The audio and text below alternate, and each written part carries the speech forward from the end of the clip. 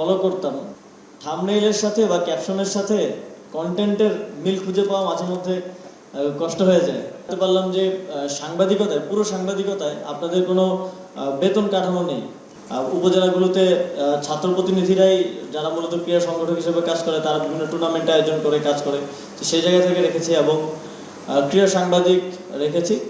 আমরা ইতিমধ্যেই কিছু পদক্ষেপ নিয়েছি এবং সে অনুযায়ী আমরা কাজ করছি। যেমন জেলা ক্রীড়া সংস্থা, বিভাগীয় ক্রীড়া সংস্থা এবং উপজেলা ক্রীড়া সংস্থার ব্যাপারে আমরা নির্দেশনা দিয়েছি।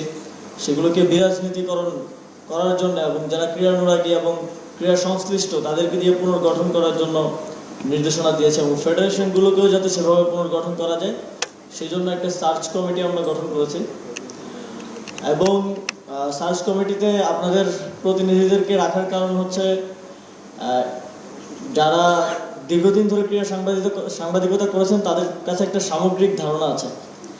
যে কোনো ক্রীড়া সংশ্লিষ্ট ব্যক্তিকে রাখলে দেখা যাবে যে তিনি হয়তো দু একটা ফেডারেশন সম্পর্কে তার ধারণা আছে, বা তিনি যেই ক্রীড়া বিলং করেন, যে স্পোর্টস, যেমন ক্রিকেট সম্পর্কে তার ধারণা থাকলে বাকিগুলো সম্পর্কে সে হয়তো তেমন একটা জানবেন না। সেই জায়গা থেকে ক্রীড়া সাংবাদিকদেরকে রাখা এবং আমাদের ক্রীড়া সংস্থাগুলোতেও আমরা ক্রীড়া সাংবাদিকদের প্রতিনিধিত্ব, বিশেষ করে সাবেক ক্রীড়া সাংবাদিক যারা আছেন, প্রতিনিধিত্বটা নিশ্চিত করেছি এই কারণে, কারণ দুর্নীতিগুলো হয় মূলত সিন্ডিকেট গঠনের কারণে।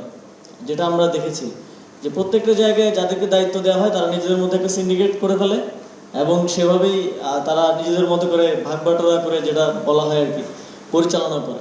তো সেই কারণে সিন্ডিকেট যাতে না হতে পারে সেরকম একটা ব্যবস্থা আমরা তো আর প্রত্যেকটা জায়গায় প্রত্যেকটা উপজেলায় ধরে ধরে ঠিক করতে পারবো না। তো সেই জায়গা থেকে সিন্ডিকেট যাতে না হতে পারে সেই ব্যবস্থা হিসেবে আমরা সেখানে স্থানীয় ক্রীড়া সংগঠক, ছাত্র প্রতিনিধি রেখেছি। উপজেলাগুলোতে ছাত্র প্রতিনিধিরাই, যারা মূলত ক্রীড়া সংগঠক হিসেবে কাজ করে, তারা বিভিন্ন টুর্নামেন্ট আয়োজন করে কাজ করে, তো সেই জায়গা থেকে রেখেছি এবং ক্রীড়া সাংবাদিক রেখেছি। তবে আমাদের নির্দেশনা থাকবে আনঅফিসিয়ালি, অফিসিয়ালিও, যে যারা সাবেক ক্রীড়া সাংবাদিক তাদেরকে প্রাধান্য দেওয়ার জন্য, যাতে কনফ্লিক্ট অফ ইন্টারেস্ট না হয়। এই ইনসাইটটা আপনারা দিয়েছেন, সেজন্য ধন্যবাদ। ক্রীড়া ক্ষেত্রে যেমন সংস্কারের প্রয়োজন আছে, একই সাথে আমার মনে হয় প্রতিটি ক্ষেত্রেই সংস্কারের প্রয়োজন আছে। আমাদের তথ্য সম্প্রচার মন্ত্রণালয় থেকে হয়তো সাংবাদিকতায় কি কি সংস্কারের প্রয়োজন আছে সে বিষয়ে আমরা সাংবাদিক নেতৃবৃন্দের সাথে বসবো এবং বসছি।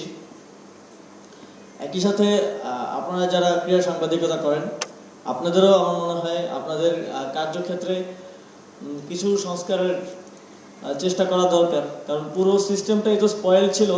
এর মধ্যে কোনো জায়গাতেই আসলে সেভাবে কোনো প্রতিষ্ঠান গড়ে ওঠেনি। যেমন আমি জানতে পারলাম যে সাংবাদিকতায়, পুরো সাংবাদিকতায় আপনাদের কোনো বেতন কাঠামো নেই, বা হচ্ছে যেটা একটা সমস্যা হিসেবে আমাদের কাছে এসেছে, যেহেতু আমি শ্রম ও কর্মসংস্থান মন্ত্রণালয়ের দায়িত্ব আছি, তো সেটা নিয়েও হয়তো আমরা কাজ করব। ক্রীড়া সাংবাদিকতায় যেটা আমি নট অ্যাজ এ অ্যাডভাইজার, একজন সাধারণ মানুষ হিসেবে, একজন ক্রীড়ানুরাগী হিসেবে যখন আমি ফলো করতাম, আমি যেটা দেখেছি যে আসলে থাম্বনেইলের সাথে বা ক্যাপশনের সাথে কন্টেন্টের মিল খুঁজে পাওয়া মাঝে মধ্যে কষ্ট হয়ে যায়।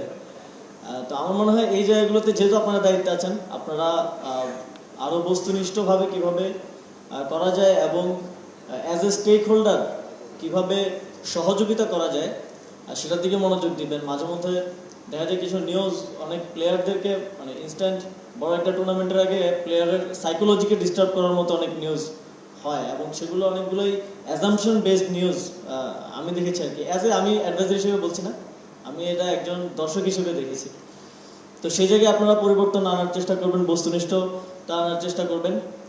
এবং আরেকটি ব্যাপার থাকবে যে ক্রীড়াক্ষেত্রে ইনভেস্টিগেটিভ জার্নালিজমটা হওয়াটা অনেক বেশি জরুরি। তাহলে আপনারা আমাদেরকেও চোখে আঙুল দিয়ে দেখে দিতে পারবেন যে কোথায় কোথায় অনিয়মটা হচ্ছে, দুর্নীতিটা হচ্ছে। ইতিমধ্যে আপনারা করেছেন এবং সামনে আপনারা আরও এর পরিসরটা বৃদ্ধি করবেন। এটা আমার আপনাদের প্রতি একটা অনুরোধ থাকবে। অনিয়ম দুর্নীতিটা কোথায় কোথায় হচ্ছে, প্রত্যেকটি ফেডারেশন, ক্রীড়া সংস্থা বলেন, প্রত্যেকটা জায়গায় সেদিকে আপনারা মনোযোগ দেবেন। এবং একটা গুরুত্বপূর্ণ ইনসাইট আমি পেয়েছি। আমি নিজেও যখন গ্রামে যাই তখন আমি দেখি যে আমরা যখন ছোট ছিলাম এর আগে তো আরো বেশি ক্রেজ ছিল যে স্থানীয় খেলাধুলার। তো এখন যখন গ্রামে যেতাম আমি দেখতাম যে মাঠ খালি পড়ে থাকে। তো আমাদেরকে অবশ্যই এই যে কনভেনশনাল যে স্পোর্টস ফেডারেশন দ্বারা বা স্ট্রাকচারাল যে স্পোর্টস এর বাইরে যে একটা বৃহৎ অংশ প্রান্তিক পর্যায়ে আমাদের তরুণরা এখন খেলাধুলায় ইন্টারেস্ট হারাচ্ছে, সেটাকে আবার পুনরুজ্জীবিত করার জন্য আমাদের মন্ত্রণালয়ের পক্ষ থেকে যে ধরনের ব্যবস্থা নেওয়া যায় আমরা অবশ্যই সেদিকে মনোযোগ দেব এবং আপনারাও আপনাদের কাভারেজের মাধ্যমে তাদেরকে উজ্জীবিত করার জন্য চেষ্টা করবেন, এই প্রত্যাশাটা আপনাদের কাছে থাকবে। ধন্যবাদ আপনাদের সকলকে, আপনাদের সহযোগিতা এবং আপনাদের বস্তুনিষ্ঠ সাংবাদিকতায় ক্রীড়াক্ষেত্রকে আমরা একটি ভালো জায়গায় নিয়ে যেতে পারবো।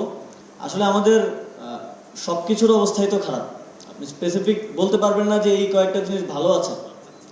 তো সবকিছুই আমাদেরকে ঠিক করতে হবে। আমি অবশ্যই সময় করে পরিদর্শন করার চেষ্টা করবো, আমি ইতিপূর্বে করেছি এবং ওইভাবে আগে থেকে খবর দিয়ে না হুট করেই আমরা চলে যাওয়াটা আমার ওইটাই ভালো লাগে এবং আসল যে চিত্রটা সেটা তখন আমি দেখতে পারি আর কি।